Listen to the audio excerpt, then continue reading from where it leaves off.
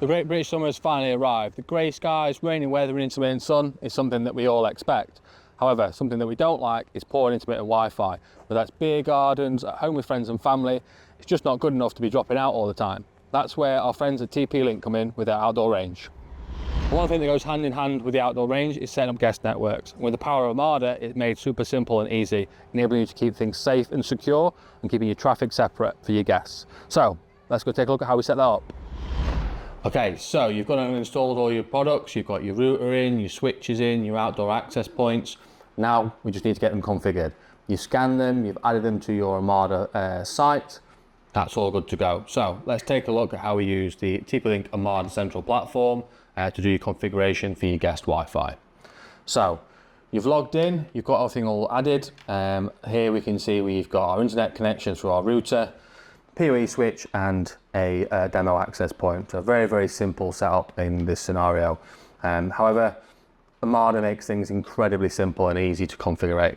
So on the left hand menu, if we go down to settings and then across to WLAN for our wireless networks, here we can see what wireless networks we've got set up. So we've got a basic TP-Link demo at the moment. There's no portal set up, there's no guest network. This is just a demo Wi-Fi. Hit create new Wi-Fi, and then we just need to give that network a name. So this could be guest Wi-Fi. We want to apply it to our access points, and our access points are using both 2.4 and 5 gig. If you had Wi-Fi 7 access points, you could also select the 6 gigahertz networks as well. And obviously if you only want it to be 2.4 or 5, you can select accordingly. Now, because this is a guest network, we do want to tick the guest network box and enable that. And what that does is it means that any of the devices that are connected to that access point are isolated from each other, so they can't find and talk to each other. Security wise, you can set either an open network or a WPA password. Most guest networks in like hotels and things tend to be an open network, so we can leave that as open. Obviously bear in mind the security risks of an open network. If we are using a VLAN, we can set that here as well. So if you have segregated the network by VLAN, so in here we've set up a VLAN for our guest network, we can attach the access point SSID to that guest network ID as well for the VLAN. And if you want to configure things like client rates, so speed rates, download limits and things like that, we can do that all in here. For this purpose, I'm going to leave that unlimited. If we only wanted the network to be visible for a certain period of time, we can do a wireless LAN schedule. Really simple. Again, we can turn it on and we can tell it when we want the radio to be on or off and for what the time periods we want to be. Again, for the purpose of this demo, we'll leave this off for now. If you want to do any additional rate controls, filter specific MAC addresses, and any multicasting and broadcast management, you can do all that in here. But on the basis, we have a guest network name with guest Wi-Fi. We're going to use 2.4 and 5 gig networks. We are obviously going to broadcast that network and we're going to attach it to our guest network VLAN. Hit apply. We've now got our guest network all set up. If we go into our devices and if we go into the access point, we can see that's already configuring. So that setting that we've just changed has already been pushed down to our access point. If we go into the config, what we can see there is straight away under wireless LANs, we can see that the TP-Link and the guest Wi-Fi network is being broadcast from this specific AP. If I wanted to only have the guest Wi-Fi, I could turn the other one off. And again, you can adjust that per access point. If you wanted to go one step further under settings, we can do portal authentication. Now, at the moment, we connect to that Wi-Fi network, we can just connect straight away. Yes, we'll get an IP address. Yes, we'll be connected to the network.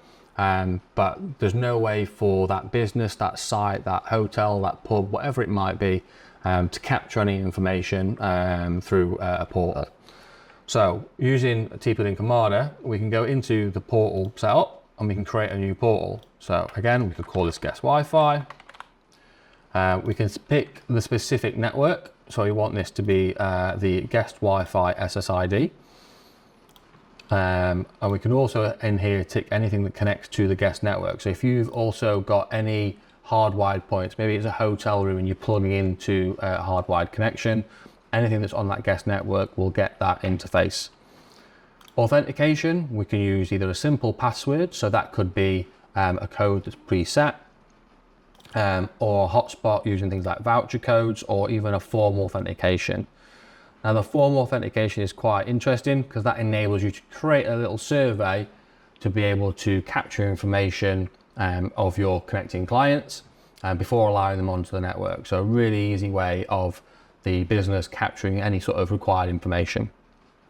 For this instance, we'll just do a hotspot with a voucher code, and we can use the voucher manager to then create vouchers for that site, and they can be set to only work for a certain amount of time.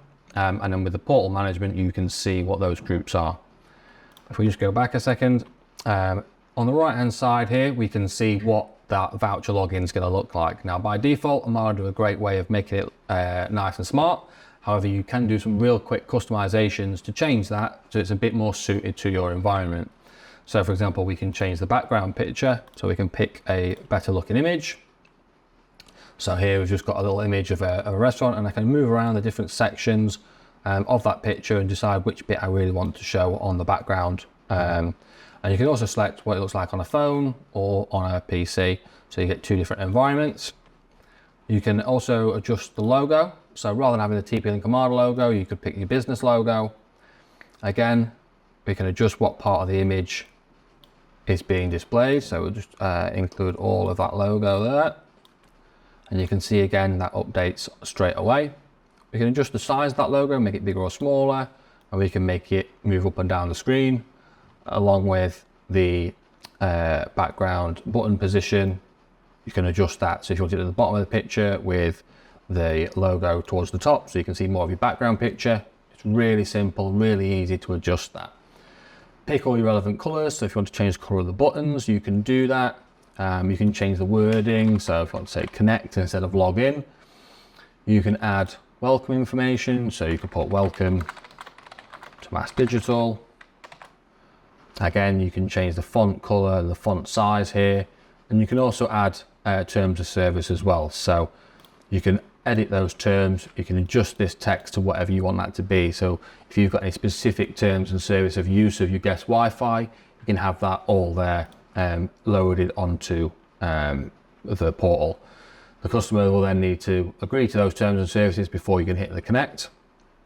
You can then also change at the top here where you want the landing page to go. So once they've connected, where do you then want to send them? Do you want to send them to the original URL where they tried to go? That could have been Google, might have been Facebook, something like that. You could use a promotional URL. So maybe you wanted to do forward your customer to a specific website. That could be your website, that could be anything really, a promotional offer page that you have. Maybe that's a free token for the bar in the hotel lobby. It could be anything. Or you could just send them straight to you successfully loaded in. Original URL makes it nice and simple. So if we hit apply, we are then got that guest network portal, and then any device that connects to that SSID or that network will see that guest network login portal. And that's it. It really is that easy thanks to TP-Link Omada. So now your configuration is done, the only thing to do is to test it. Okay, so now from my mobile device, I can go into my Wi-Fi settings. I can select that guest Wi-Fi that we've just created, wait for my device to connect, and then forward it straight to that portal that we set up. And I can then put in the password that I've been given. So mast 1, 2, 3. I can agree to the terms of service, and I can even tap on that to then read those terms of services that we've set. I can hit connect, and then I'm forwarded to the URL that is set. So I've just changed that to our website, and then that's it, all done. If I go into the network settings, I can see if I scroll down, I'm also part of that VLAN that I've configured. So my IP address is part of the VLAN network. I'm separated away from everything else, and I'm isolated in terms of my traffic. It really is that simple.